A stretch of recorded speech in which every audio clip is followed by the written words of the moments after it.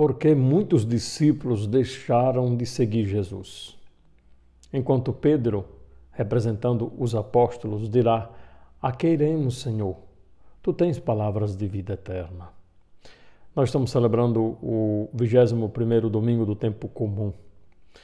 O evangelho de hoje é de São João, capítulo 6, do versículo 60 ao 69. Nós estamos há 5 semanas, fundamentalmente com um mesmo tema. No caso do domingo passado, no Brasil se celebrou a Assunção de Nossa Senhora. Mas no evangelho daquele domingo, ainda se tratava sobre o pão da vida. Jesus, que é o pão. Então, é nesse contexto que devemos compreender o evangelho de hoje.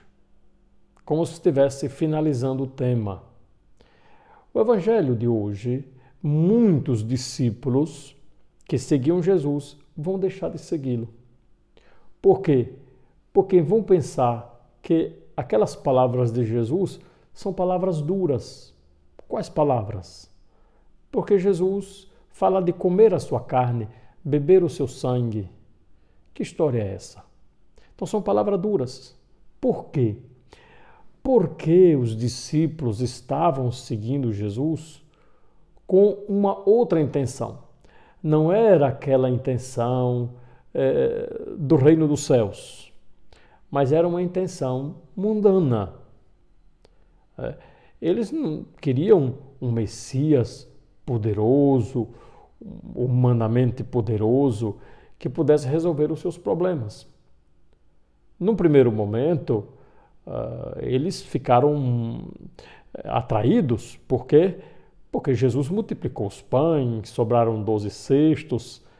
Isso fez com que eles ardessem o coração para seguir aquele mestre. Eu creio que muitos seguiram por causa disso, por causa dos sinais, dos milagres. Mas depois de Jesus vai chamar a atenção. Olha, vocês estão me procurando não por mim, né? Esse é o sentido, mas estão procurando pelo pão. Isto é, estão procurando por aquilo que passa, não por aquilo que não passa. Então hoje muitos vão deixar. E Jesus será duro com ele e diz: isso vos escandaliza? E quando virdes o Filho do Homem subindo para onde estava antes, o Espírito é que dá vida, a carne não adianta nada. Então aqui Jesus fala dessa realidade que acontecerá depois. Ele vai subir aos céus. Mas os discípulos, muitos discípulos, estavam pensando com categorias humanas. Estava com o coração ganancioso. E Jesus está apontando a vida eterna. Então, os discípulos não vão, os apóstolos não vão deixar Jesus. É tanto que Pedro dirá, Jesus dirá aos discípulos, aos outros discípulos, então Jesus disse aos 12, são os apóstolos: vós também vos quereis ir embora? Simão Pedro respondeu: a quem iremos, Senhor? Tu tens palavras de vida eterna. Nós cremos firmemente e reconhecemos que tu és o Santo de Deus. A quem iremos? Pedro diz. Então, embora os apóstolos também não tinham ainda um coração purificado, isso vai se dar com a paixão, morte e ressurreição de Jesus. A purificação do coração do discípulo passa pela paixão, morte e ressurreição de Jesus. Mas eles estavam mais amadurecidos. Embora o Evangelho chame a atenção, ali está presente o traidor. Então, eles estão com o coração mais aberto, embora ainda não conheçam a verdade. Estão conhecendo a verdade.